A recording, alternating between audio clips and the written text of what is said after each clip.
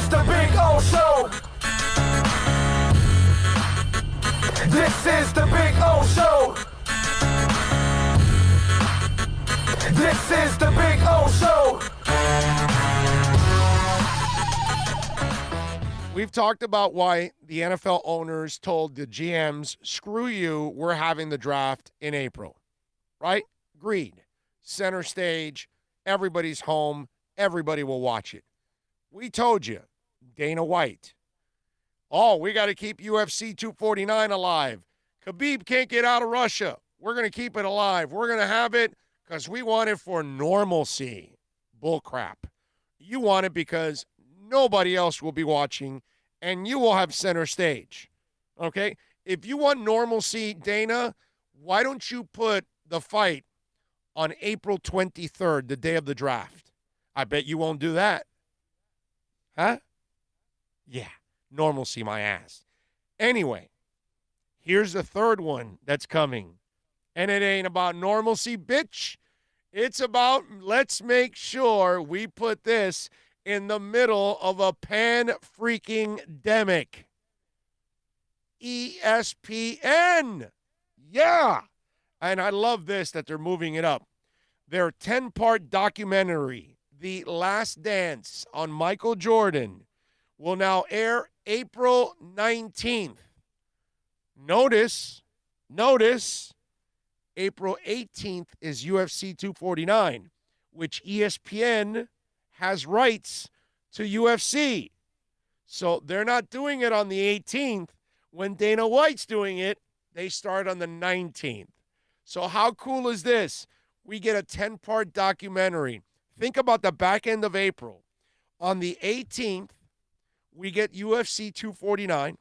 On the 19th, we start with the Micheal Jordan documentary every single night, a 10-part series. And then on the 23rd of April, we have the NFL draft for 3 days. Although I still say Schefter had the best idea on the freaking planet.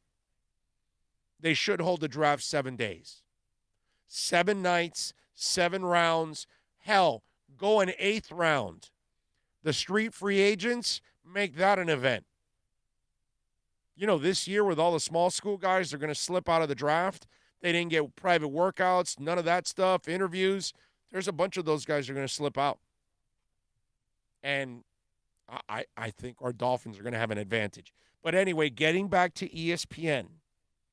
Smart on their part, moving it up. This is a month we're all going to be home for sure. So now you get all of that in there, and we get to watch Micheal Jordan on his way to winning the 6th title and everything that went going into The Last Dance, which was the final one where they were going to break up the team and everything after that, and he was gone. But I can't wait to watch it. And in a day where we've got load management and all that crap, Micheal Jordan would gamble till 2 in the morning, 3 in the morning, and then the next day wake up and kick your ass and score 50.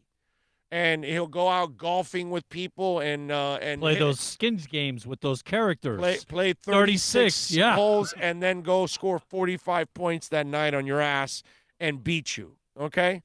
None of this wussy ass, what's it called? Load management and all that crap that goes on nowadays. The original competitor, the guy that was an absolute maniac on the court, the guy that gave you all. And for you young guys out there, load management, my ass. Go look at his career stats. It'll say games played, 82, 82, 82. Oh, Lord, an 81 snuck in. 82, 82, 82, 80. How dare he? 82, 82, 82. This guy came back from a broken foot in the early 80s in the same effing season. Not in today's world. I'm talking 30 years ago when medicine was nowhere where it's at now, not even close to where it's at now. We were still in the time that when you blew out your knee, It was over. Bro, you got an ACL? Done. Dude, yeah. Done. Without what King did when he came back for the Knicks with the knee and he had that magical year was a miracle. And then obviously he succumbed to it and couldn't keep doing it. But, that's just, it is what it is. Micheal Jordan and those type of players in those days, they don't make them like that anymore. So that's the one thing that I will say for you young folks out there, watch it. And watch why us older people will tell you that's the GOAT. And there ain't anything like that on the court right now. Nothing. Hand checking. You're allowed to hand check. Nothing. Man to man. Nothing. There's nothing like that on the court nowadays. Nothing.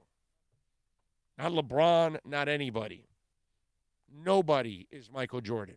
Can you imagine Micheal Jordan without hand checking? Can you imagine what he would do to people? No. So it's crazy. It's the same thing as watching, Marino playing these rules. He would have thrown for 7,000 yards. So it's just one of those deals. It just, everything's different. But at least we have a lot to look forward to. Considering we have no sports, we have a lot to look forward to in the second half of this month coming up in April. It's going to be pretty cool. From the 18th on, that's if Dana White is able. I mean, he's kind of a maniac, so you can't count Dana White out.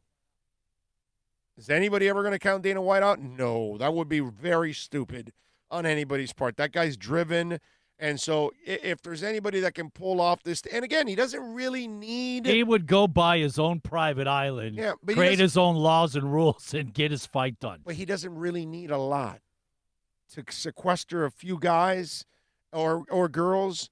He doesn't really need a ton. And by the way, he already has that when he does his what's the name of that MMA show that's on one of those small channels that they do that they have that they fight each other and they're in the same building the entire time. What's that MMA show? Oh, it's the competition. Yeah. Between the two greats, and they coach them up and this and right. And they have all those other fighters in there. MMA challenge, right? Whatever, whatever it's called. Somebody help me out there. But what I'm saying is, what I've been talking about, they've done this before in a way. Well, in a way, I'm sure those people leave and can do things.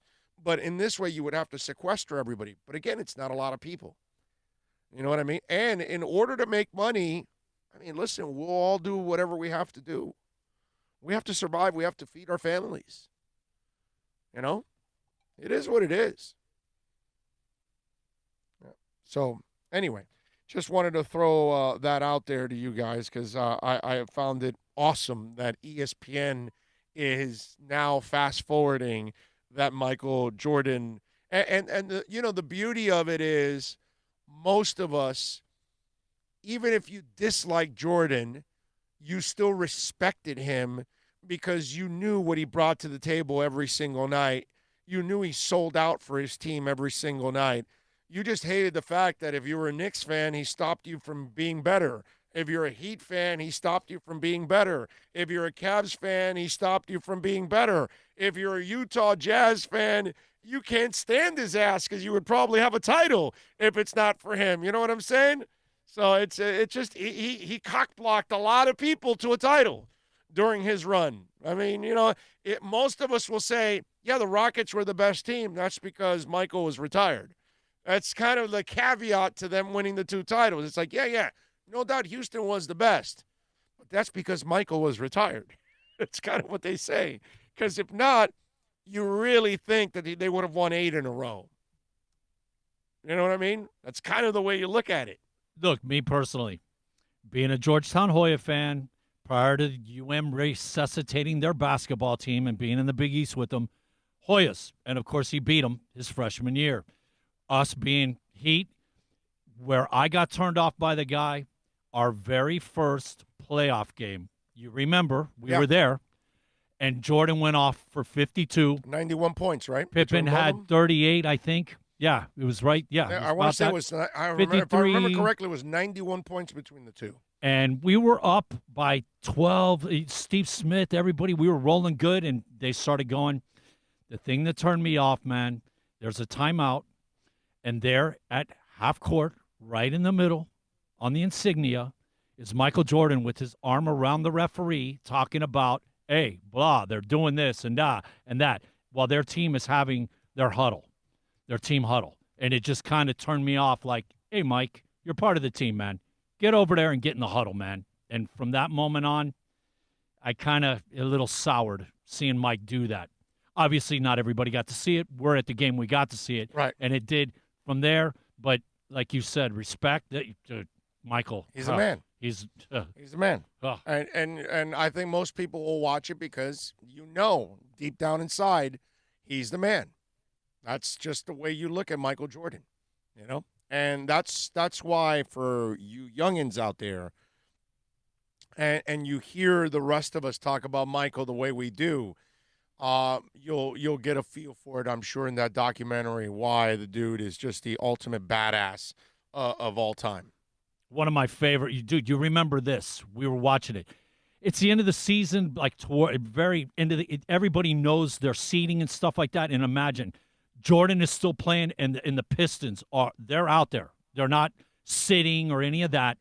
And if you remember it, second half starts, and Dumars had Jordan locked down. He's got 8-9 points or something like that.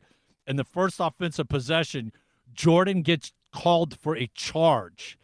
And you could see Daly in the back throw his hands up like, oh, my God, here we go. And you remember Jordan ended up going off for like 30-something or 40-something, all obviously second half. But to like correlate back, yeah, the game really didn't matter. Everybody knew the seeding, but it was a Pistons-Bulls game. Right. And the way Jordan like got that charge and Daly being like, oh, crap, here we go. You see his hands go. Those things. Basketball, dude, those days are over. No doubt. It's not like that anymore. Don't forget, folks, to give us the thumbs up. Give us a like there. And, of course, use that share button. Share it. Send it to a friend of yours on text. Put it on Facebook, on Twitter, all that good stuff.